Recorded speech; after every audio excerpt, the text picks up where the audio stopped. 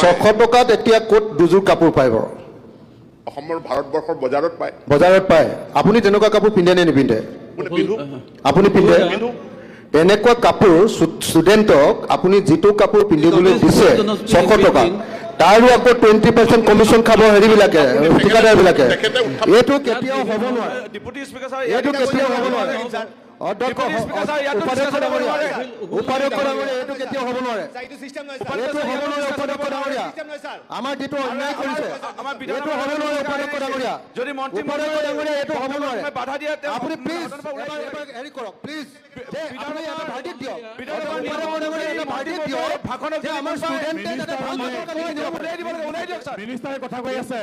Minister on leg. এটা কথা বুজি পাব লাগিব যে আমি পিন্ধা গেঞ্জিবিলাকৰ দামো তাতকৈ ডাঙৰ বেছি। ছাৰ, এজন এমএলএ পিন্ধা গেঞ্জিৰ দামো, এজন এমএলএ পিন্ধা গেঞ্জিৰ দামো তাতকৈ বেছি। আমাৰ ষ্টুডেণ্টক যিটো কাপোৰ দিছে তাতকৈ এটা গেঞ্জিৰ দামো এমএলএ পিন্ধা দাম বেছি। এটা গেঞ্জিৰ দামো বেছি।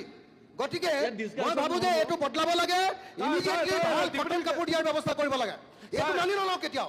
এইটো কেতিয়াও নহ'ব। আমাৰ কণ কণ ল'ৰা ছোৱালীৰ ওপৰত এনেকুৱা অত্যাচাৰ কেতিয়াও মানি লোৱা নহ'ব। 2021 চনৰ বিধানসভাৰ আগত আমাৰ মাননীয় মুখ্যমন্ত্ৰী ডাঙৰীয়াই, বৰ্তমানৰ মুখ্যমন্ত্ৰী ডাঙৰীয়াই 2021 চনৰ বিধানসভাৰ আগত সকলো অসমৰ মহিলাক প্ৰতিশ্ৰুতি দিছিল যে বন্ধন বেংকৰ পৰা সকলো মহিলাকে মুক্তি দিয়া হ'ব। কৈছিলে যে আমি সিদ্ধান্ত লৈছোঁ যিমান মহিলাই বন্ধন বেংক বা অন্য মাইক্ৰ' ফাইনেন্সৰ পৰা লোন লৈছে, লোনবিলাক আমি ঘূৰাই দিম এনেকৈ বুলি কৈছিলে। আপোনালোকে ঘূৰাই দিব নালাগে। লোন ঘূৰাই দিয়াৰ দায়িত্ব হিমন্ত বিশ্ব শৰ্মাৰ। 1 এপ্ৰিল 2021লৈকে যিমান লোন ল'লে চৰকাৰে আপোনালোকৰ সকলো লোন ঘূৰাই দিব। এয়া আছিল অসমৰ বৰ্তমানৰ মাননীয় মুখ্যমন্ত্ৰীৰ প্ৰতিশ্ৰুতি। আৰু সেই অনুসৰি আমি দেখিছিলোঁ যে Assam micro' finance incentive and relief scheme নামৰ এখন স্কিম তৈয়াৰ কৰিছিলে 2023 চনত। আৰু এই স্কিমখনৰ জৰিয়তে 3টা কেটেগৰী 1, কেটেগৰী 2 আৰু কেটেগৰী 3, এই 3টা কেটেগৰীত সৰ্বমুঠ প্ৰথমটো কেটেগৰীত 1600 কোটি টকা, দ্বিতীয়টো কেটেগৰীত 190 কোটি টকা আৰু তৃতীয়টো কেটেগৰীত 300 কোটি টকা ঘূৰাই দিয়া বুলি ইয়াত উল্লেখ আছে। অৱশ্যে তাৰ পাছত আৰু যদি দিছে তেতিয়াহ'লে মোৰ হাতত তথ্য নাই। ইয়াত 1600, 190 আৰু 300 কোটি টকা, তাৰমানে প্ৰায় 2000 কোটি টকামানৰ ধাৰ ঘূৰাই দিয়া বুলি কৈছে। অসমৰ মুখ্যমন্ত্ৰীয়ে স্পষ্টভাৱে কৈছিলে যে অসমৰ মহিলাসকলৰ সৰ্বমুঠ ধাৰ 12,500 কোটি টকা। আৰু সেই 12,500 কোটি টকাৰ ভিতৰত ঘূৰাই দিছে এতিয়া প্ৰায় 2000 কোটি টকা বা তাৰ ওচৰে পাজৰে। সমুদায় গোটেই মহিলাবিলাক ধাৰ লোৱা মুঠ মহিলাৰ সংখ্যা 27 লাখ আছিলে, কিন্তু এতিয়া বেছিভাগ মহিলাৰে এতিয়ালৈকে দিলে 8,72,739 গৰাকী, 97,938 গৰাকী আৰু 2,22,949 গৰাকী, অৰ্থাৎ প্ৰায় 10 লাখ গৰাকী মহিলাৰ ধাৰ ঘূৰাই দিলে, কিন্তু 27 লাখ গৰাকী মহিলাৰ ধাৰ এতিয়ালৈকে ঘূৰাই দিয়া নাই। এতিয়া মোৰ প্ৰশ্নটো খুব স্পষ্ট যে অসমৰ মুখ্যমন্ত্ৰীয়ে কৈছিলে যে 21 চনত প্ৰত্যেকগৰাকী মহিলাক কৈছিলে যে আপোনালোকে আৰু ধাৰ নামাৰিব। ধাৰ মৰাৰ দায়িত্ব হিমন্ত বিশ্ব শৰ্মাৰ। সেই বুলি কোৱাৰ কাৰণে কি হৈছিলে, অসমৰ মহিলাসকলে মাইক্ৰ' ফাইনেন্সৰ ধাৰ মৰাটো বন্ধ কৰি দিলে। কিন্তু বন্ধ কৰি দিয়াৰ পাছত এতিয়া চাৰিওফালৰ পৰা প্ৰেছাৰ। মাজতে আপোনালোকে নিশ্চয় জানে যে কাৰোবাৰ ঘৰত টিভি উঠাই লৈ গৈছিলে, কাৰোবাৰ ঘৰৰ ফ্ৰিজ উঠাই লৈ গৈছিলে, কাৰোবাৰ ঘৰৰ আনকি ঘৰৰ ওপৰৰ ৰুফৰ টিনপাত উঠাই লৈ গৈছিলে, কাৰোবাৰ ঘৰৰ মটৰ চাইকেল উঠাই লৈ গৈছিলে। এনেকৈ জোৰ কৰি এই মাইক্ৰ' ফাইনেন্স কোম্পানীবিলাকে আমাৰ হাতৰ পৰা বস্তু উঠাই লৈ গৈছিলে। আনকি কালি মোৰ লগত বিভিন্ন ঠাইৰ মহিলাবিলাকে এই সম্পৰ্কত যোগাযোগ কৰি আছে। মহিলাবিলাকে কৈছে কালি আমাৰ গোলাঘাট বিধানসভা সমষ্টিৰ মেৰাপানীৰ চাউদাং পথাৰৰ বন্ধন গোটৰ জুলি ঠেঙাল নামৰ মহিলাগৰাকীক আহি বন্ধন গোটৰ মাষ্টৰবিলাকে বহুত অত্যাচাৰ কৰিছে, দিগদাৰ কৰিছে। হীৰামণি ঠেঙাল মেৰাপানীৰ চাউদাং পথাৰ তৰাণী চুকৰ তেওঁকো আহি দিগদাৰ কৰিছে। হীৰামণি ঠেঙালৰ 60,000ৰ সুদ গৈ গোটে মোলে এতিয়া 2 লাখ টকা হ'ল বুলি কৈছে, আৰু যদি তেওঁ পইচা ঘূৰাই নিদিয়ে তেওঁৰ ওপৰত ব্যৱস্থা গ্ৰহণ কৰিব বুলি তেওঁক বহুত কালি ভয় খুৱাইছে।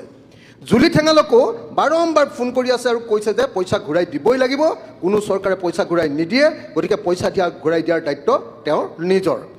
কালি গোলাপী বাইদেউ বুলি এগৰাকী মহিলা, তেওঁৰ ঘৰত সাংঘাতিক বেমাৰ হৈ আছে, সেই মানুহগৰাকী হ'লেও মানে বাৰম্বাৰ পইচা বিচাৰি আহি আছে আৰু এনেকৈ পইচা বিচাৰি সাংঘাতিক ধৰণে ডিষ্টাৰ্ব কৰি আছে। অধ্যক্ষ ডাঙৰীয়া, অসমৰ মুখ্যমন্ত্ৰী ডাঙৰীয়াই সেই সময়ত ২৭ লাখ মহিলাৰ পৰা ভোট পাবৰ কাৰণে তেওঁ কৈছিলে যে নহয়, আপোনালোকে ধাৰ মাৰিব নালাগে, ধাৰখিনি মই মাৰি দিম।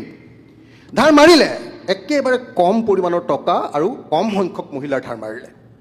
অৰ্থাৎ মহিলাসকলক তেওঁ যি প্ৰতিশ্ৰুতি দিছিলে, সেই প্ৰতিশ্ৰুতি যদি ১২,৫০০ কোটি টকাৰ হয়, তাৰ ২,০০০ কোটি টকাৰ ধাৰ মাৰিলে, অৰ্থাৎ তেওঁ কিমান পাৰ্চেণ্ট? তেওঁ 9 বা 8% মান প্ৰতিশ্ৰুতি ৰক্ষা কৰিলে। 8 বা 9% বা 10% তেওঁ প্ৰতিশ্ৰুতি ৰক্ষা কৰিলে।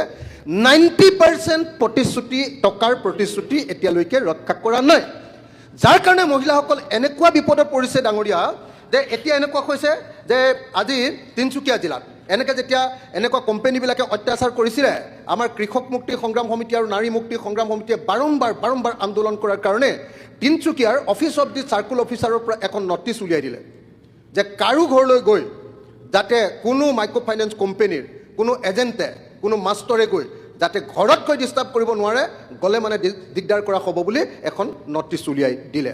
অধ্যক্ষ ডাঙৰীয়া, অসমৰ মুখ্যমন্ত্ৰীয়ে সকলো মহিলাক প্ৰতিশ্ৰুতি দিছিলে আৰু সেই প্ৰতিশ্ৰুতিৰ ভিত্তিত ২০২১ চনত তেখেতে ভোট লাভ কৰিছিলে আৰু গোটেই মহিলাবিলাকক কৈছিলে যে আপোনালোকে ধাৰ নামাৰিব, ধাৰ মাৰিম মই, এনেকৈ কৈছিলে। এতিয়া অধ্যক্ষ ডাঙৰীয়া, আমাৰ এখন আইনে আছে এই সম্পৰ্কীয়, অসম চৰকাৰৰ এখন আইন আছে। এই আইনখন হ'ল যে the Assam micro' finance institution regulation of money lending act 2020।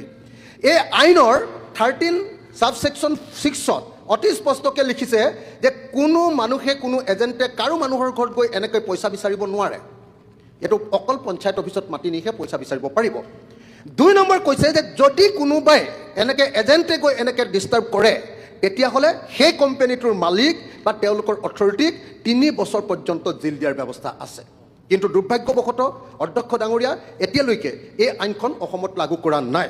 অথচ একে এখন আইন অন্ধ্ৰপ্ৰদেশত, এই একেখন আইন Andhra Pradesh micro' finance institution regulation of money lending act 2011 এইখন লগাই অন্ধ্ৰপ্ৰদেশৰ মহিলাবিলাকক তাৰ ঋণৰ পৰা মুক্তি দিলে। অসম চৰকাৰে কিন্তু নিজৰ ফাইনেন্স ডিপাৰ্টমেণ্টৰ পইচা ঘূৰাই দি আছে। এই আইনখন কাৰ্যকৰী কৰিলে আমাৰ মহিলাবিলাক বাচি যাব। গতিকে মই আজি বিত্তমন্ত্ৰী, বিশেষকৈ মুখ্যমন্ত্ৰী উপস্থিত থকালে বেছি ভাল আছিলে। অসমৰ মুখ্যমন্ত্ৰীয়ে দিয়া প্ৰতিশ্ৰুতি ৰক্ষা কৰা হ'বনে নাই, অসমৰ প্ৰত্যেকগৰাকী মহিলাই মাইক্ৰ' ফাইনেন্সৰ পৰা ৰেহাই পাবনে নাই, আৰু অসমৰ মহিলাবিলাকৰ ওপৰত আকৌ মাইক্ৰ' ফাইনেন্সে অত্যাচাৰ কৰিব নেকি, এই বিষয়টোৰ ওপৰত সম্পূৰ্ণ তথ্য দাখিল কৰিবৰ কাৰণে, সদনৰ ওচৰত দাখিল কৰিবৰ কাৰণে, আৰু যাতে মহিলাবিলাক কাৰো ওপৰত অত্যাচাৰ নহয় আৰু সকলোৰে ঋণ এই আইন অনুসৰি, মই যিখন 2020 আইন ক'লোঁ, এই আইন অনুসৰি যাতে একদম বন্ধ কৰি দিয়া হয়, তাৰ কাৰণে ব্যৱস্থা ল'বলৈ আহ্বান জনালোঁ। এটা গুৰুত্বপূৰ্ণ বিষয়ৰ ওপৰত দৃষ্টি আকৰ্ষণ কৰিছে, মই তেখেতক ধন্যবাদ জ্ঞাপন কৰিছোঁ যে 307ৰ জৰিয়তে তেখেতে কিছু কথা জানিব বিচাৰিছে, আৰু মই ভাবোঁ যে এই কথাখিনি সদনৰ জৰিয়তে অসমৰ ৰাইজেও গম পোৱাটো অত্যন্ত প্ৰয়োজন। প্ৰথম কথাটো হ'ল যে এই মাইক্ৰ' ফাইনেন্সৰ উদগনি বা সকাহ আঁচনিখন কিয় প্ৰৱৰ্তন কৰা হৈছিল। আপোনালোক সকলোৱে জানে যে 2021 চনত মে' মাহত আমি যেতিয়া চৰকাৰ গঠন কৰিছিলোঁ, দ্বিতীয়বাৰ চৰকাৰ, এই চৰকাৰ গঠনৰ সময়ত আমাৰ মুখ্যমন্ত্ৰী ডাঙৰীয়া সেই সময়ত বিত্তমন্ত্ৰী হিচাপে দায়িত্বত আছিলে, আৰু তাৰ আগত বিভিন্ন ৰাইজৰ মাজত যেতিয়া আমি গৈছিলোঁ নিৰ্বাচনৰ সময়ত, ৰাইজে এই ধৰণৰ অসুবিধাবিলাক কৈছিলে যে মাইক্ৰ' ফাইনেন্সৰ লোনে অসমৰ বহু মহিলাক যথেষ্ট বিপদত পেলাইছে, কষ্টত পেলাইছে। আৰু সেই সময়ত মুখ্যমন্ত্ৰী ডাঙৰীয়াৰ কথা আছিল যে আমি চৰকাৰ গঠন কৰি আমি কেনেকৈ এইসকল মহিলাক সকাহ দিব পাৰোঁ, আৰু সেই উদ্দেশ্য আগত ৰাখি 2021 চনত আমি দায়িত্ব লোৱাৰ পিছত আমি এখন আঁচনি আনিছিলোঁ যে মাইক্ৰ' ফাইনেন্সৰ উদগনি আৰু সকাহ আঁচনি এখন অনা হৈছিলে। আৰু এই আঁচনি অনাৰ আগতে আমি চাইছিলোঁ যে কিমান মানুহৰ লোন আছিলে। সেই সময়ত এটা আনুমানিক হিচাপ এটা দিয়া হৈছিল, তেখেতে যিটো তথ্য দিছে যে 12,500 কোটি টকাৰ, এইটো এটা আনুমানিক সেই সময়ত তথ্য এটা আছিল যে ইমান মানুহ, ইমান লোন হয়তো হ'ব, আৰু প্ৰায় 26 লাখমান মহিলা ইয়াত জড়িত থাকিব বুলি এটা তথ্য দিয়া হৈছিল। এইটো এটা আনুমানিক তথ্য আছিল। এতিয়া আমি চৰকাৰ গঠন কৰাৰ আগত 2021 চনৰ আগৰ কথাটো আছিল যে বিভিন্ন ঠাইত এনেকুৱা ধৰণৰ বিভিন্ন মহিলাই বিশেষকৈ মহাজনৰ পৰা টকা লোৱাৰ যিটো ব্যৱস্থা আছিল ইয়াৰ পৰা সকাহ পাবৰ কাৰণে মাইক্ৰ' ফাইনেন্স আৰম্ভ হৈছিল, বা যিবিলাক মানুহ ব্যক্তিগতভাৱে এই বেংকিং বিত্তীয় ব্যৱস্থাৰ মাজলৈকে নাহে, মানে ট্ৰেডিশ্যনেল যিটো বিত্তীয় ব্যৱস্থা তালৈ নাহি মাইক্ৰ' ফাইনেন্সৰ জৰিয়তে সকাহ লৈ কিছুমান ব্যৱসায় কৰিছিল, কিছুমান কামত তেওঁলোকে নিয়োজিত হৈছিল। কিন্তু কথাটো দুৰ্ভাগ্যৰ কথা এইটো আছিল যে ঠিক 2019-20 চনৰ যি ক'ভিড মহামাৰী আৰু 2021 এই ক'ভিড মহামাৰীৰ সময়ত কেইবাটাও পৰ্যায় আছিল ক'ভিডৰ, সেই পৰ্যায়ৰ সময়ত অসমৰ মহিলাসকলে ইচ্ছা থাকিও, ইচ্ছা আছিল হয়তো ঘূৰাই দিম, তেওঁলোকে এটা পৰিকল্পনা কৰিয়ে লৈছিলে, কিন্তু সেই সময়ৰ সামাজিক বা পৰিৱেশে সেই সময়ৰ ক'ভিডৰ পৰিৱেশত বহু মানুহে ইচ্ছা থাকিও লোন ঘূৰাই দিব পৰা নাছিল। গতিকে চৰকাৰখনৰ দায়িত্ব আছিল যে সেই ধৰণৰ লোকসকলক আমি কেনেকৈ সহায় কৰিব পাৰোঁ তাৰ কাৰণে এটা পৰিকল্পনা কৰিছিল।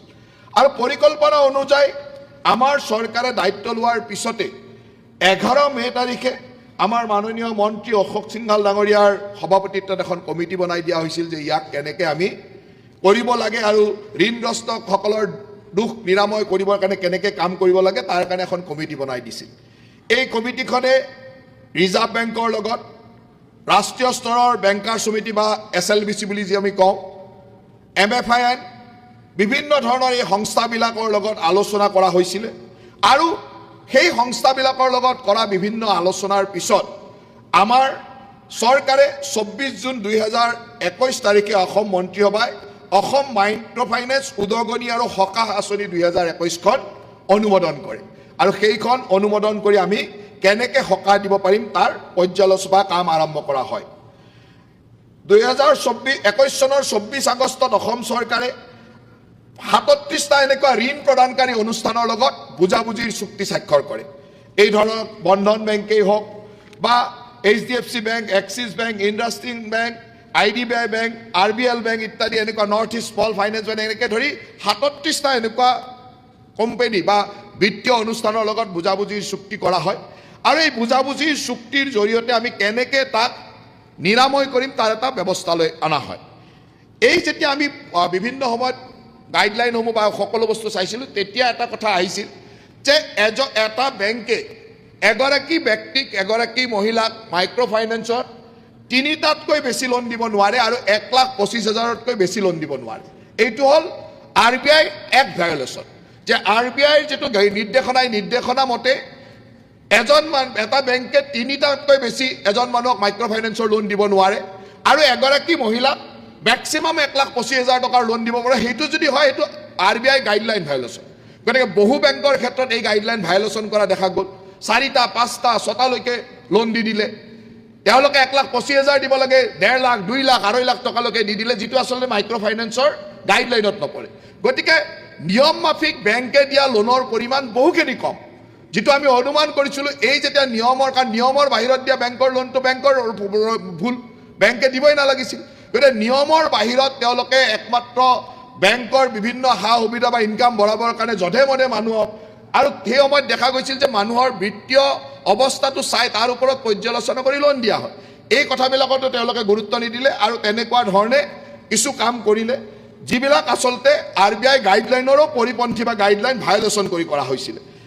এই কথাবিলাকৰ ক্ষেত্ৰত আমাৰ চৰকাৰে লক্ষ্য ৰাখি যাতে বিত্তীয় শৃংখলা ৰক্ষা কৰিব পাৰে আৰু আই মাতৃসকলক সকাহ দিব পাৰে, এই গোটেইখিনি কাম কৰি এই আঁচনিখন আনিছিল। এই আঁচনিখনৰ সময়ত আমি 2টা কথা গুৰুত্ব দিছিলোঁ, যে এটা হ'ল উদগনি আৰু এটা হ'ল সকাহ। এই আঁচনিখনৰ নামেই হ'ল যে অসম মাইক্ৰ' ফাইনেন্সৰ উদগনি আৰু সকাহ আঁচনি, মহিলাসকলক উদগনি দিয়া আৰু সকাহ দিয়া। ইয়াত আমি 3টা কথা চিন্তা কৰিছিলোঁ, যে যিসকল লোকে ভালকৈ বিত্তীয় শৃংখলা বজাই ৰাখি ভালকৈ তেওঁলোকে লোন ৰিপে কৰি আছে, তেওঁলোকক আমি এটা উদগনি দিম যাতে তেওঁলোকে আৰু ভালকৈ কাম কৰিব পাৰে। বেংকৰ লোন লোৱাটো কোনো দোষ নহয়, বেংকৰ পৰা লোন লৈ তেনেকৈ আমি ব্যৱসায় আগবঢ়াই নিয়াটো এটা ভাল কথা। ইয়াক উদগনি দিয়াৰ কাৰণে আমি 25,000 টকাকৈ দিয়াৰ এটা আঁচনিৰ ভিতৰত আছিল, যে আমি 25,000 টকাকৈ আঁচনিটোৰ প্ৰথম পৰ্যায়ত আমি কৈছিলোঁ যে যোনে ভালকৈ লোন ৰিপে কৰিলে, নিয়মীয়াকৈ ঋণ পৰিশোধ কৰাৰ যিটো ৰিপে কৰিছিল তেওঁলোকক আমি 25,000 টকাকৈ প্ৰথম পৰ্যায়ত আমি দিছিলোঁ বা প্ৰথম শ্ৰেণীত এইটো ধৰিছিলোঁ আৰু আমাৰ সন্মানীয় সদস্যগৰাকী যিটো তথ্য দিছে তেওঁ কিছু তথ্য কমকৈ পাইছে চাগে তেওঁ স্বীকাৰো কৰিছে যে মোৰ তাত তথ্য নাই ইমানখিনি পাইছোঁ গতিকে তথ্যখিনি মই কৈ দিছোঁ যে প্ৰথম শ্ৰেণীত যোনে নিয়মীয়াকৈ ঋণ দি আছিলে তেনেকুৱা 8,72,739 গৰাকী ব্যক্তিক আমি 1,599.16 কোটি টকাৰে তেওঁলোকক 25,000 টকাকৈ দিছিলোঁ তেওঁলোকক উদগনি হিচাপে যে ব্যৱসায়টো আৰু ভালকৈ কৰক তেওঁলোকক উদগনি দিয়া হৈছিল তাৰপিছত আমি এটা ছেকেণ্ড শ্ৰেণী দ্বিতীয় শ্ৰেণী এটা কৰা হৈছিল য'ত 1ৰ পৰা 89 দিনৰ তাৰমানে NPA হোৱাৰ আগলৈকে যিসকল লোকৰ লোনটো NPA হোৱা নাই তেনেকুৱা লোকসকলৰ বাকায়াটো ঘূৰাই দিবৰ কাৰণে আমি সিদ্ধান্ত লৈছিলোঁ আৰু সেই মৰ্মে 97,938 গৰাকী আই মাতৃক আমি 190 কোটি টকা দি তেওঁলোককো NPA হোৱাৰ পৰা সম্পূৰ্ণৰূপে ৰক্ষা কৰা হৈছিল বা তেওঁলোকৰ যাতে চিভিল ভাল থাকে NPA নহয় ভৱিষ্যতলৈ লোন ল'ব পাৰে এই কামখিনি আমি কৰিছিলোঁ তৃতীয় শ্ৰেণীটো আছিল যে যিসকলে NPA অলৰেডি হৈ গ'ল বিভিন্ন সময়ত তেওঁলোকৰ কাৰণত দিব নোৱাৰিলে NPA হৈ গ'ল এই NPA হৈ যোৱা লোকসকলক আমি দুটা শ্ৰেণী 3 আৰু শ্ৰেণী 3ৰ প্ৰথম আৰু দ্বিতীয় পৰ্যায়ত আমি সহায় কৰিছিলোঁ এটা প্ৰথম পৰ্যায়টো আছিল যিসকলক আমি এই ক্ষেত্ৰত চাইছিলোঁ যে যিসকল অতি দুখীয়া বেছি অভাৱত বা বেছি দুখীয়া সেইসকল মানুহক আমি প্ৰায়ৰিটিত আনিছিলোঁ সেই প্ৰায়ৰিটিটো চাই আমি কৈছিলোঁ যে যোনে 25,000 টকা পৰ্যন্ত বাকেয়া মূলধন আছে তেওঁলোকক আমি তৃতীয় শ্ৰেণীৰ প্ৰথম পৰ্যায়ত দিম আৰু তেনেকুৱা 2,22,949 গৰাকী ব্যক্তিক 291 কোটি টকা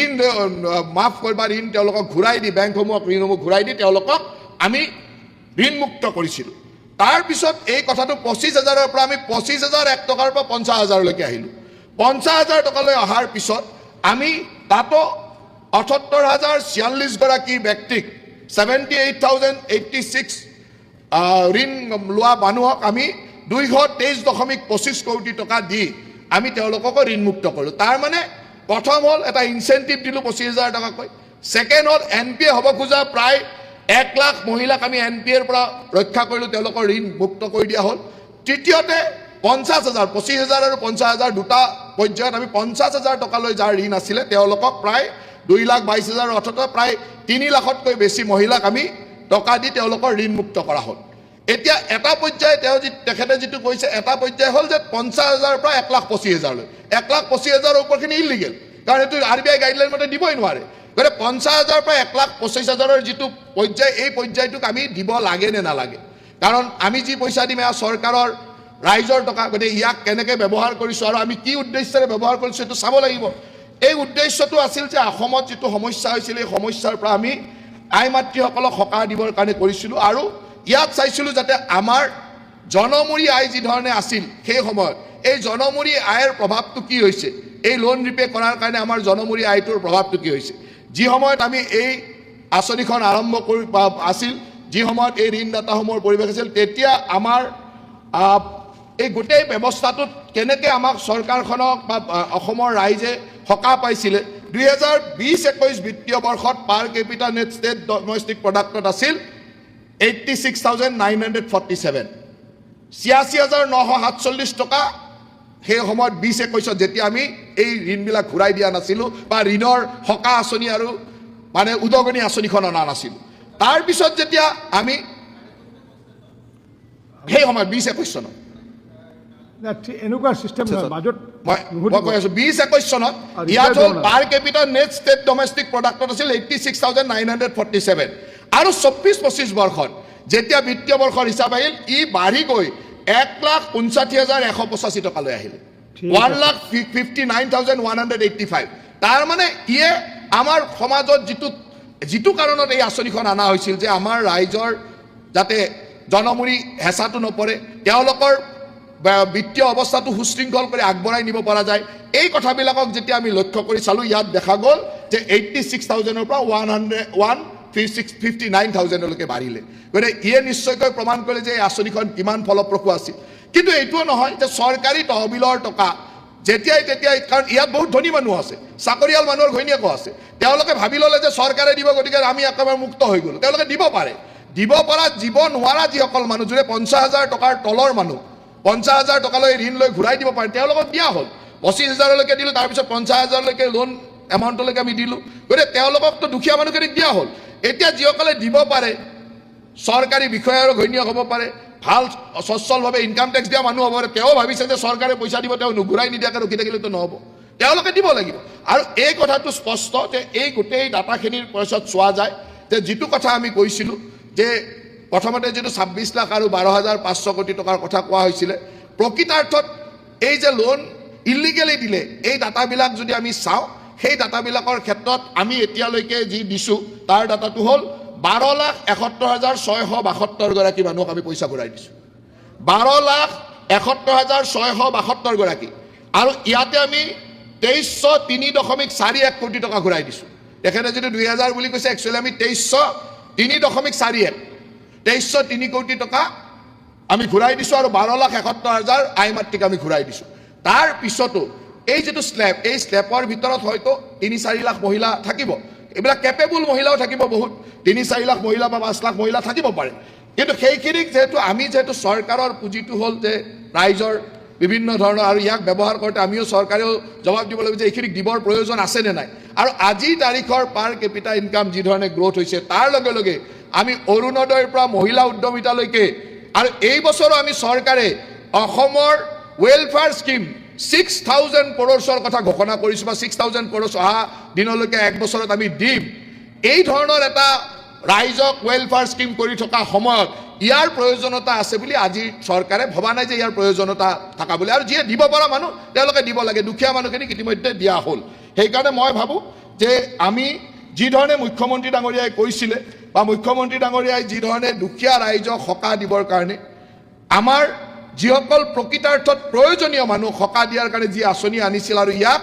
বিত্তীয় সংস্থাসমূহৰ লগত আলোচনা কৰি অনা হৈছিল বিত্তীয় সংস্থাসমূহৰ পৰা পৰামৰ্শ লৈ তেওঁলোকৰ কথাখিনিক লৈ এখন কেবিনেট মন্ত্ৰী লেভেলৰ কমিটি কৰি তেওঁলোকক বিভিন্ন সময়ত আলোচনা কৰি কৰা হৈছিল ঠিক তেনেধৰণে আমি তাৰ কাৰণে বিভিন্ন সংস্থাৰ লগত MOU স্বাক্ষৰ কৰি আমি কামসমূহ আগবঢ়াই নিছিলোঁ আৰু সেইমতে আমি কামখিনি কৰি গৈছিলোঁ গতিকে মই আমাৰ সদনত সন্মানীয় সদনক এই কথাটো জনাবলৈ পাই আনন্দিত যে আমি যি ধৰণে ৰাইজক প্ৰতিশ্ৰুতি দিছিলোঁ সেই প্ৰতিশ্ৰুতি আমি ৰক্ষা কৰিছোঁ আৰু প্ৰতিশ্ৰুতি ৰক্ষা কৰি কাম আগবঢ়োৱাৰ কাৰণে 2021 চনৰ ঘটনা এইটো 2021 চনত আমাক ৰাইজে এই কথাখিনিৰ কাৰণে নিশ্চয়কৈ ভোট দিছিল তেখেতে স্বীকাৰ কৰিছে আৰু 2026 চনত ৰাইজে ইমান ভোট দিলে যে ইয়াক 100-200 আসনলৈকে কৰিলে যদি আমি ভুলে কৰিলোহেঁতেন তেতিয়াহ'লে নিশ্চয়কৈ ইমান ৰাইজে ভোট নিদিলেহেঁতেন 100-200 আসনলৈ লৈ আহিলে গতিকে আমি ৰাইজৰ প্ৰতিশ্ৰুতি পূৰণ কৰিছোঁ আৰু পূৰণ কৰি যাম ধন্যবাদ অধ্যক্ষ স্যাৰ এটা বাক্য স্যাৰ এটা বাক্য মানে মন্ত্ৰী মহোদয় স্যাৰ এটা বাক্য মাননীয় সদস্য ডাক্তৰ আসিফ মহম্মদ আজাদ ডাঙৰীয়া চৰকাৰী স্কুলত ছাত্ৰ ছাত্ৰীক ইউনিফৰ্ম যোগান শীৰ্ষক বিষয়টো মাননীয় শিক্ষা বিভাগৰ মন্ত্ৰী মহোদয় দৃষ্টি মাননীয় অধ্যক্ষ মহোদয় একেটা এটা ইম্পৰ্টেণ্ট কথা কৈছে মই কৈ থৈ দিওঁ যে আইনখন ইতিমধ্যে আছে যে কোনো মানুহৰ ঘৰলৈকে জোৰ জবৰদস্তি পইচা উঠাব নোৱাৰিব এইটো আইনত যিকোনো মানুহ এটা কেছ দিলে এখন আইন আছে বিধানসভাত এখন আপোনালোকে থাকি সকলোৱে আমি থাকি পাছ কৰি পঠাইছোঁ এই আইনখন আছে এই আইনখন সুন্দৰভাৱে চলিব সেইখন কাৰ্যখনি কৰি দিলে হৈ গ'ল শ্ৰদ্ধেয় উপাধ্যক্ষ ডাঙৰীয়া অসম বাজেট 2026-27 ওপৰত মোৰ বক্তব্য দাঙি ধৰিব খুজিছোঁ মই ভাবোঁ যে অসমীয়া মানুহৰ আটাইতকৈ ডাঙৰ সমস্যাটো হ'ল নন প্ৰফেশ্যনেলিজিম অপেচাদাৰিত্ব আমি কোনো কাম পেচাদাৰীভাৱে নকৰোঁ আমি অকল যদি খেতিও কৰোঁ অকণমান নিজৰ ঘৰত খাবৰ কাৰণে কৰোঁ বজাৰলৈ নকৰোঁ একো কামেই আমাৰ পেচাদাৰী নহয় সেইকাৰণে এই যে পেচাদাৰিত্বটো বঢ়াওৱাটোৱে হ'ল বাজেটখনৰ প্ৰধান উদ্দেশ্য হ'ব লাগে কিন্তু দেখা যায় যে পেচাদাৰিত্ব কমোৱাৰ কাৰণে যি আঁচনি আছে যেনেকৈ অৰুণোদয় ঘৰে ঘৰে মাহে মাহে পইচা দিয়া এইবাৰ নিযুত মইনা আৰু নিযুত বাবুৰ জৰিয়তে ছাত্ৰ আৰু ছাত্ৰীসকলকো অৰুণোদয় দিয়াৰ অৰ্থাৎ প্ৰত্যেক মাহে মাহে পইচা দিয়াৰ ব্যৱস্থা কৰি আকৌ নন প্ৰফেশ্যনেল কৰাৰ ব্যৱস্থা গ্ৰহণ কৰা হৈছে মই ভাবোঁ যে এইটোৱে হ'ল এই বাজেটৰ আটাইতকৈ ডাঙৰ ড্ৰবেক যে ই আমাৰ অসমীয়া মানুহক নন প্ৰফেশ্যনেল কৰিব খুজিছে বহুতে কৈ আছে যে এইবাৰ বাজেট ইমান পইচা হৈছে যে বাজেট বাঢ়ি গৈছে মইতো দেখিলোঁ যে যোৱাবাৰ যিটো বাজেট আছিলে যোৱাবাৰ বাজেটতকৈ এইবাৰ 22% সৰু বাজেট এইবাৰ টোটেল বাজেট এক্সপেণ্ডিচাৰ হ'ল 1,56,715 কোটি টকা তাৰে আকৌ ধাৰ মাৰিব 8,685 কোটি টকা গতিকে আচলতে বাজেট হ'ল 1,48,029 কোটি টকাৰ অসমৰ বাজেট 1,48,029 কোটি টকাৰ এতিয়া 1,48,000 কোটি টকা গোটেই বছৰত খৰচ কৰিব, কিন্তু এই কিতাপখনত আপোনালোকে দেখিবলৈ পাব summary of the financial position, ইয়াত স্পষ্টকৈ লিখা আছে যে এইবাৰ অসমৰ ধাৰ 31 মাৰ্চ, যোৱা 31 মাৰ্চ, এই ছমাহৰ বাদ দিয়ক, এই যোৱা 31 মাৰ্চলৈকে অসমৰ ধাৰ 1,96,062 কোটি .02, অৰ্থাৎ যদি আমি চাওঁ তেতিয়াহ'লে ধাৰতকৈ বাজেটৰ পৰিমাণ 48,033 কোটি টকা কমহে ধাৰতকৈ। গতিকে এইখন অত্যন্ত, আৰু এই সময়খিনিত আৰু 20,000 কোটি টকা লৈছে, সেইটো যদি ধৰোঁ তেতিয়াহ'লে আচলতে বাজেটখন ধাৰতকৈ 68,000 কোটি টকা সৰু। গতিকে এই কথাটো বুজি উঠিব লাগিব। এতিয়া আমি যদি চাওঁ যে এই বাজেটখনত বহুত কৈ আছে যে আমাৰ বিৰাট আমাৰ অৰ্থনীতি ভাল হৈছে, ক'ত বাঢ়িছে? মই বাৰম্বাৰ চালোঁ, 2011 চনৰ পৰা চালোঁ যে ইয়াৰ আমাৰ যিটো টোটেল টকা, যাক একত্ৰিত নিধিৰ মুঠ পৰিমাণ বুলি কয়, যিটো ৰেভিনিউ আহে, ইয়াৰে ৰেভিনিউৰ 30.12% আমাৰ ৰাজ্য চৰকাৰৰ নিজৰ। কেন্দ্ৰীয় চৰকাৰৰ পৰা ৰেভিনিউ আহিছে 50.13, আধা সংখ্যক কেন্দ্ৰীয় চৰকাৰৰ পৰা আহে, আৰু ধাৰ লৈছোঁ আমি 19.76, অৰ্থাৎ ধাৰ লোৱা আৰু কেন্দ্ৰীয় চৰকাৰৰ পৰা আহে 70%, আৰু আমি অকল নিজৰ পৰা খৰচ কৰিব পাৰোঁ মাত্ৰ 30%। গতিকে এই বাজেটখন কেতিয়াও এখন ভাল বাজেট নহয়, এখন ধাৰৰ ওপৰত চলা আৰু কেন্দ্ৰীয় চৰকাৰৰ ওপৰত চলা এখন বাজেট। সেই কথাটো আমি প্ৰত্যেকে বুজি পোৱা দৰকাৰ। এতিয়া মই কৈছিলোঁ যে এই বাজেটখনৰ আচল পৰিমাণটো হ'ল 1,48,029 কোটি টকা, তাৰে আকৌ কমিটেড এক্সপেণ্ডিচাৰ, অৰ্থাৎ দৰমহা দিবলগীয়া টকা হ'ল 75,019 কোটি টকা। গতিকে থাকিলেগে কিমান? 73,010 কোটি টকা। তাৰে আকৌ চেণ্ট্ৰেল গভৰ্ণমেণ্টৰ স্কিম আছে 55,000 কোটি টকা, অৰ্থাৎ বাজেটৰ পৰা পইচা খৰচ কৰিব পাৰিব অকল 18,010 কোটি টকা। আমাৰ ডেভেলপমেণ্টৰ কাৰণে খৰচ কৰিব পাৰিব 18,010 কোটি টকা। এখন কি বাজেট হ'ল আপোনালোকে নিজে ভাবক। গতিকে মই আপোনালোকে ইণ্টাৰেষ্টিংলি, আটাইতকৈ ডাঙৰ কথা, যোৱাবাৰতকৈ এইবাৰ ছ'চিয়েল ৱেলফেয়াৰ ডিপাৰ্টমেণ্টত 38% বাজেট কমি গ'ল, ট্ৰেন্সপৰ্টত 28% বাজেট কমি গ'ল, এগ্ৰিকালচাৰত এইবাৰ 19% বাজেট কমি গ'ল, ST SC OBCৰ কাৰণে এইবাৰ 20% কমি গ'ল। আজি যদিও মই দেখিলোঁ যে BTADৰ প্ৰতিনিধিজনে, আমাৰ ৰবিৰাম দাই যদিও আজি বিৰাট প্ৰশংসা কৰিলে বাজেটখনত, মইতো দেখিলোঁ যে যোৱাবাৰ বাজেটত তেওঁলোকক দিছিলে 843 কোটি টকা, এইবাৰ অকল 401 কোটি টকা দিলে, এইবাৰ অৰ্থাৎ 442 কোটি টকা BTADৰ পৰা কাটি ল'লে। কাৰ্বি আংলং, আপোনালোকৰ কাৰ্বি আংলং অট'নমাছ কাউন্সিলক যোৱাবাৰ দিছিলে 700 কোটি টকা, এইবাৰ 420 কোটি টকা দিলে, এইবাৰ আপোনালোকৰ পৰা কাটিলে 280 কোটি টকা। 280 কোটি টকা। এই যে 280 কোটি টকা এই ট্ৰাইবেল মানুহবিলাকৰ পৰা কাটি ল'লে, তাৰ পাছতো যদি কোনোবাই এখন ভাল বাজেট বুলি কয়, তেতিয়াহ'লে মই ক'ম যে তেওঁলোকে এনেই তেল মাৰিছে, এখন আচলতে কোনোপধ্যে ভাল বাজেট নহয়। এতিয়া ভাল বাজেট এখন কেনেকুৱা হ'ব পাৰে? ভাল বাজেট এখন হ'বলৈ হ'লে 5টা তাত গুণ থাকিব লাগিব। 1 নম্বৰ, অসমীয়া মানুহৰ কাৰণে ভাল বাজেট কি হ'ব লাগিব? 1 নম্বৰ, অসমৰ 100% পথাৰত খেতি কৰিব পৰাকৈ, বছৰৰ সকলো সময়তে খেতি কৰিব পৰাকৈ। 1 নম্বৰ, ইৰিগেশ্যন দিব পাৰিব লাগিব, মেকানাইজেশ্যন হ'ব লাগিব, খুব ধুনীয়াকৈ খেতি কৰিব পৰা হ'ব লাগিব, আৰু পথাৰখনত 100% বছৰত 3বাৰ খেতি, আৰু নিজৰ ঘৰৰ যিখন বাৰী থাকিব, সেই বাৰীখনৰ পৰা এনেকুৱা ইনকাম হ'ব লাগিব যে সেই বাৰীৰ পইচাটোৱে পৰিয়ালটোৰ গোটেই যাতে তেল টেঙাখিনি চলি থাকিব পাৰে, তেনেকুৱা এখন। গতিকে তেনেকুৱা এখন বাজেট কৰিবৰ কাৰণে এগ্ৰিকালচাৰ ছেক্টৰত পইচা দিব লাগিব, নাই, এবাৰ কমালে। মথাউৰিত ভীমকল ৰুই আমি গোটেই অসমক বেবী ফুড খুৱাই দিব পাৰোঁ। আমি পাহাৰত কঁঠাল ৰুই গোটেই পৃথিৱীক বেবী ফুড খুৱাই দিব পাৰোঁ। পাহাৰত যদি কঁঠাল ৰুওঁ তেতিয়াহ'লে হাতী আৰু মানুহৰ সংঘাত কম হৈ যাব। আৰু পাহাৰৰ কঁঠালেৰে আমি কি কৰিব পাৰোঁ? গোটেই পৃথিৱীক আমি নিৰামিষ মাংস, আজিকালি নিৰামিষ বুজি মানুহৰ সংখ্যা বেছি, কঁঠালৰ পৰা নিৰামিষ মাংস আমি বনাব পাৰোঁ। আৰু অসমৰ প্ৰত্যেকটো খেতিয়ক এগ্ৰিকালচাৰ ভাল কৰিবৰ কাৰণে পঞ্চায়তে কোল্ড ষ্ট'ৰেজ আমি বনাব লাগিব, ডাঙৰ মাণ্ডি বনাব লাগিব। এইটো হ'ল প্ৰথম কথা, 1 নম্বৰ 1। ভাল বাজেট হ'বলৈ হ'লে অসমৰ পথাৰখনক 100% খেতি কৰাৰ ব্যৱস্থা, বছৰৰ সকলো সময়তে খেতি কৰাৰ ব্যৱস্থাৰ কাৰণে ব্যৱস্থা ল'ব লাগিব। 1। 2 নম্বৰ, ভাল বাজেট হ'বলৈ হ'লে এখন গাঁৱত এটা ইণ্ডাষ্ট্ৰী, এই যে আপোনালোকে যে জাগিৰোডৰ ছেমিকণ্ডাক্টৰ ইণ্ডাষ্ট্ৰীৰ কাৰণে 27,000 কোটি টকা দিলে, 15,000 কোটি টকা কেপিটেল ছাবচিডি দিলে চেণ্ট্ৰেল গভৰ্ণমেণ্টে, অসম চৰকাৰে 5,000 কোটি টকা, 20,000 কোটি টকা আমি দি দিলোঁ, আৰু 7,000 কোটি টকাৰ বেংকৰ পৰা গেৰাণ্টি লৈ দিম বুলি কৈছে কেন্দ্ৰীয় চৰকাৰ, অসম চৰকাৰে 27,000 কোটি টকা। অসমত 26,000খন গাঁও আছে, মোক যদি আপোনালোকে 1 কোটি দি দিয়ে, এখন গাঁৱত মই এটা ইণ্ডাষ্ট্ৰী বহুৱাই দিম, আৰু অসমত এখন গাঁৱত মই 100টা মানুহক দৰমহা কাম দি দিব পাৰিম সেই ইণ্ডাষ্ট্ৰীবিলাকত। সেইকাৰণে গাঁৱে ইণ্ডাষ্ট্ৰী, এইটো হ'ব লাগিব দ্বিতীয় বাজেটৰ মূল কথা। 3 নম্বৰ, নগৰত ইণ্ডাষ্ট্ৰীৰ কাৰণে যোগান শৃংখলৰ মূল কেন্দ্ৰ কৰিব লাগিব, ফ্ৰীলেঞ্চাৰৰ ডিজিটেল ইকনমি কৰিব লাগিব, নগৰকেন্দ্ৰিক উদ্যোগীকৰণ কৰিব লাগিব, আছাম IT হাব কৰিব লাগিব। এইকেইটা বস্তু নকৰিলে কেতিয়াও নগৰ এখনৰ মানুহবিলাকে প্ৰত্যেকে কাম নাপায়। আজিৰ দিনটোত আপোনালোকে চবেই খবৰ লওক, আজিৰ দিনটোত এটা গাঁৱৰ ল'ৰাই কি কাম কৰে, গাঁৱৰ যিকোনো এখনত গৈ সোধক যে আপোনালোকৰ গাঁৱৰ আটাইতকৈ বেছি কি কাম কৰে, প্ৰথম ক'ব যে গাঁৱৰ ল'ৰাবিলাকে মিস্ত্ৰী কৰে, হাজিৰা, মিস্ত্ৰীৰ লগত যোগালী। 2 নম্বৰ ক'ব বেংগলোৰ আৰু চেন্নাইলৈ যাওঁ। যদি বেংগলোৰ আৰু চেন্নাইলৈ যোৱাটো কমাব লাগে তেতিয়াহ'লে আমাৰ ইয়াত কি কৰিব লাগিব 1 ভিলেজ 1 ইণ্ডাষ্ট্ৰি কৰাৰ ব্যৱস্থা কৰিব লাগিব। 4 নম্বৰ কি কৰিব লাগিব অসমক পেছাদাৰী অসম কৰিব লাগিব। মিস্ত্ৰীজন যোগালী কৰিবলৈ যোৱাৰ আগতে প্ৰথমতে আমাৰ চৰকাৰৰ পিনৰ পৰা মিস্ত্ৰী ট্ৰেইনিং দি দিব লাগিব। সিকিউৰিটি গাৰ্ড বেংগলোৰলৈ কৰিবলৈ যাব তাৰ আগতে আমি একদম তেওঁক যদি আমি বেটেলিয়নৰ ট্ৰেইনিং দি দিওঁ এতিয়া গৈ যদি তাত 18,000 টকা দৰমহা পাইছে বেটেলিয়নৰ ট্ৰেইনিং দি পঠিয়ালে তেওঁ 50,000 টকাৰ দৰমহা পাব। তেতিয়াহে সেইটোক কৈ স্কিল ডেভেলপমেণ্ট অৰ্থাৎ পেছাদাৰী অসম এখন বনাবৰ কাৰণে ব্যৱস্থা কৰিব লাগিব। তাৰ কাৰণে দৰকাৰ হ'লে ফিনিচিং স্কুল ল'ৰা ছোৱালীয়ে স্কুল এৰাৰ আগে আগে এখন বেলেগ স্কুলত পঢ়ুৱাই তেওঁ স্কিল কৰি উলিয়াই পঠিয়াব লাগিব। আৰু 5 নম্বৰ শেষ কথাটো ক'ব খুজিছোঁ যদি প্ৰকৃত অৰ্থত অসমক ধনী কৰিব লাগে আমি অসমে বজাৰ দখল কৰিব লাগিব। অসমৰ স্থানীয় বজাৰ দখল কৰিব লাগিব। নৰ্থ ইষ্টৰ মাংস মাছ আৰু শাক পাচলি বজাৰখন দখল কৰিব লাগিব। ভাৰতীয় বজাৰখন দখল কৰিব লাগিব। পূবৰ দুৱাৰখন খুলি আমি ওচৰত থকা ৰাজ্যবিলাক ম্যানমাৰ থাইলেণ্ড আমাৰ নেপাল ভূটান এইবিলাকৰ বজাৰখন আমি দখল কৰিব লাগিব। আৰু আটাইতকৈ ডাঙৰ কথা পশ্চিমীয়া দেশবিলাকৰ বজাৰ দখল কৰিবৰ কাৰণে এৰী মুগা পাট জহা চাউল অৰ্গেনিক টি ভোট জলকীয়া কাজি নেমু আদা আজি অভিজাত আমাৰ যিবিলাক বস্তু তাক একদম পূৰা নেচাৰেলি উৎপাদন কৰি সেইবিলাকক ব্ৰেণ্ডিং কৰি আমি বিদেশৰ বজাৰ দখল কৰিব লাগিব।